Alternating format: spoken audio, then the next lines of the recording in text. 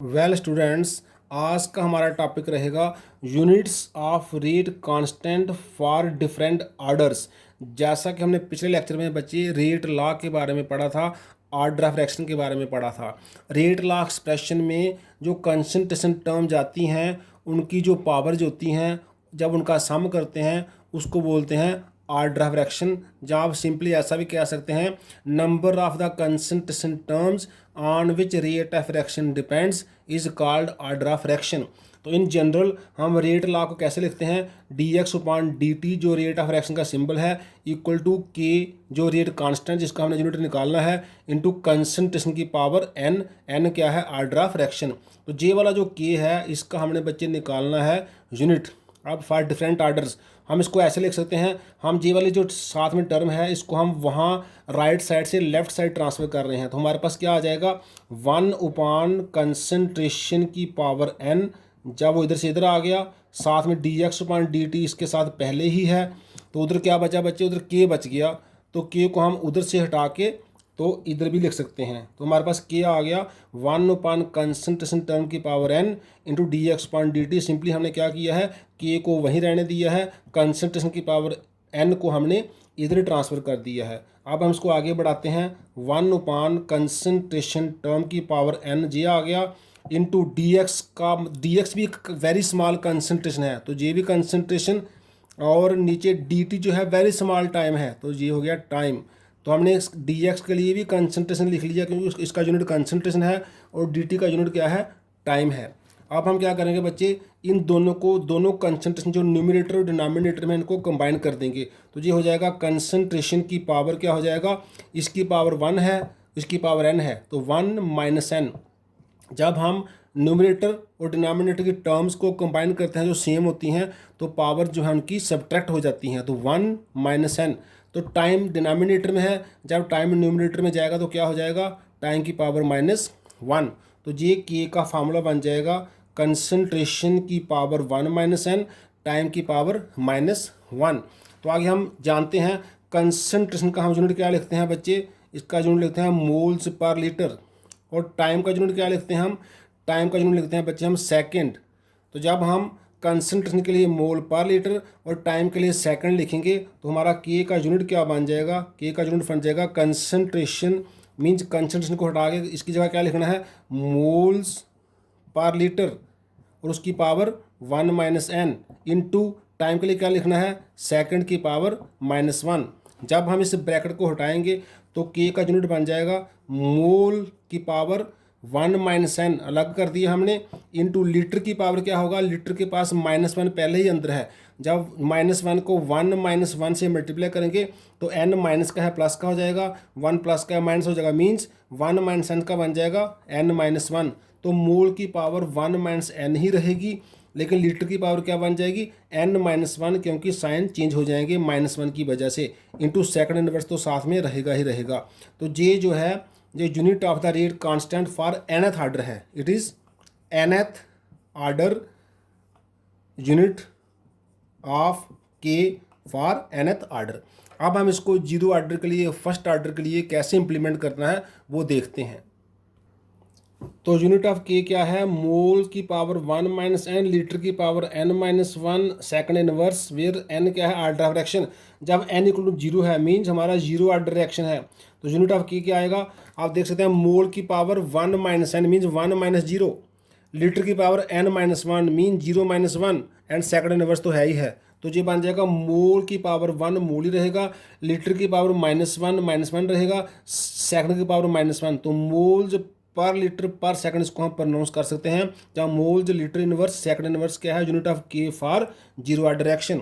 जब n equal to 1 है तो फर्स्ट ऑर्डर बन जाएगा, तो उसका यूनिट ऑफ के क्या आएगा, जहाँ पर वैल्यू पुट करनी है हमने, मोल की power 1 minus n means 1-1, litre की पावर n-1 मीन्स 1-1, तो सेकंड इनवर्स साथ में ऐसे आएगा हमेशा की तरह, तो जो हो गया 1-1, मोल की पावर भी 0, 1-1 लीटर की पावर भी 0, तो सेकंड इनवर्स एनीथिंग पावर 0 1 होता है, तो मोल की पावर 0 भी 1 हो गया, लीटर की पावर 0 भी 1 हो गया, तो we are left with second inverse.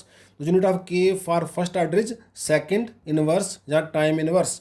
ऐसे ही बच्चे n इक्वल टू 2 क्या है, सेकंड ऑर्डर है, हमने n2 पुट करना है, तो यूनिट ऑफ के क्या होगी, मोल की पावर 1 - n मीन्स 1 - 2, तो मोल की पावर 1 - 2 हमारे पास है। फिर लीटर की पावर n-1 मीन्स 2 - 1, तो 2 - 1 है। आगे आ गया सेकंड इनवर्स, तो हमारे पास हो गया मोल की पावर 1 - 2 क्या है -1, 2 - 1 क्या है 1, सेकंड इनवर्स रहेगा रहेगा। तो हमारे पास आ गया mole inverse litre second inverse. हम ऐसा भी लिख सकते हैं, जो लीटर है वो जो कि प्लस वाला है वो पहले, लीटर पहले लिख लिया, मोल इनवर्स बाद में लिखा, सेकंड इनवर्स सबसे लास्ट में लिखा। तो हमारे पास आ गया litre mole inverse second inverse, या फिर लीटर पर मोल पर सेकंड। इस तरह थर्ड आर्डर फोर्थ आर्डर किसी भी आर्डर का हम यूनिट निकाल सकते हैं इस फार्मूला से, यूनिट ऑफ के फॉर nth आर्डर। सिर्फ आपको जो आर्डर है वो आर्डर n की वैल्यू पुट करनी है, आपको उस आर्डर के यूनिट ऑफ के जो है वो मिल जाएगा। तो हम देख सकते हैं different orders have different units for rate constants. Next हम लेने जा रहे हैं बच्चे, रेट ऑफ रिएक्शन में और रेट कांस्टेंट में क्या डिफरेंसेस हैं।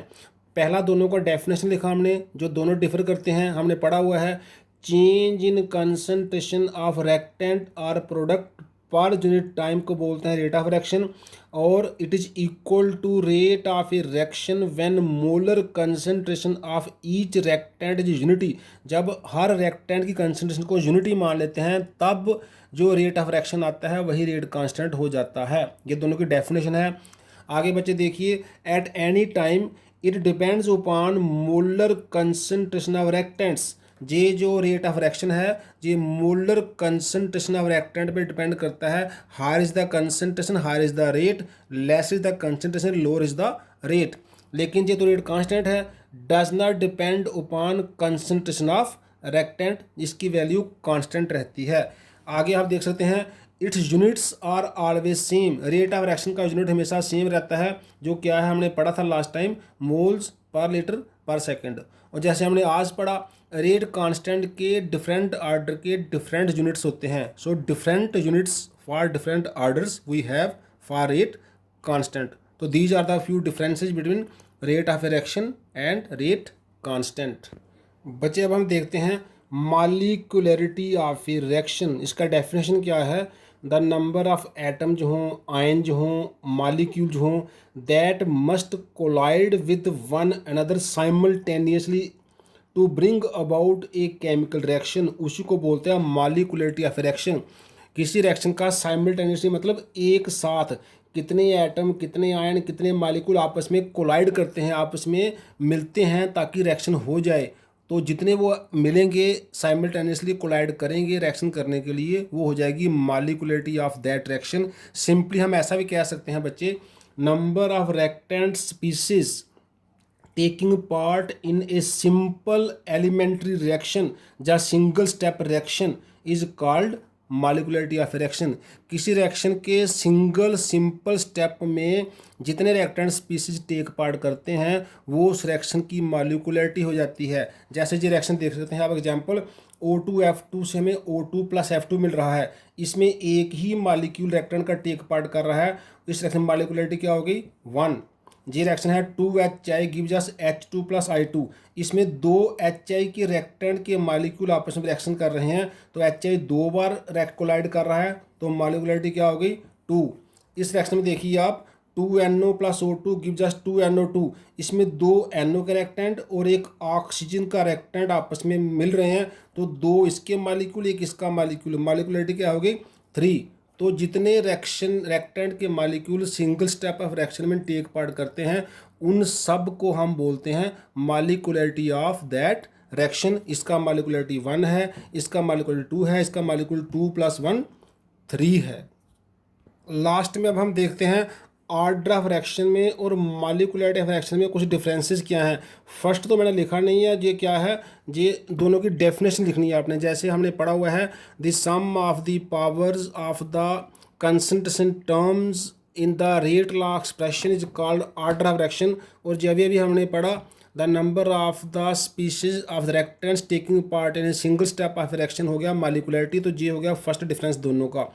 Need not be a whole number, may be fractional. Order of fraction whole number तो होता है लेकिन ज़रूरी नहीं है, कभी कभी ये फ्रैक्शनल भी हो सकता है। लेकिन मॉलिक्यूलरिटी क्या है, ऑलवेज ये होल नंबर ही होगा, ये कभी फ्रैक्शन में नहीं होगा। हमने ये नहीं कह सकते कि 1.5 मालिक्यूल है, हम जहाँ 1 मालिक्यूल होगा जहाँ 2 मालिक्यूल होंगे। Can be zero, order of fraction zero भी हो सकता है, जैसे भाई हमने जीरो ऑर्डर फ्रैक्शन पढ़ा था एग्जाम्पल में। लेकिन मालिकुलरिटी कभी जीरो नहीं हो सकता, कैन नेवर बी जीरो, क्योंकि कम से कम एक मालिक्यूल तो होगा तभी तो रिएक्शन होगी। It can be determined experimentally, इसको हमने एक्सपेरिमेंटली निकालना पड़ता है कैलकुलेशंस करके। पहले हम कोई रीडिंग्स लेते हैं, एक्सपेरिमेंट करते हैं, रिएक्शन परफॉर्म करते हैं, फिर ऑर्डर निकलता है। हमें देखना पड़ता है किस रिएक्टेंट पे रिएक्शन का रेट डिपेंड कर रहा है और किस पे डिपेंड नहीं कर रहा है। लेकिन it can be obtained by simply adding the species of the slowest step. जितने भी रिएक्शन के स्टेप हैं उसका जो स्लोएस्ट स्टेप होता है उसमें कितने रिएक्टेंट हैं, कितने स्पीसीज हैं, उनको ऐड करो, वो मॉलिक्यूलरिटी हो जाएगा।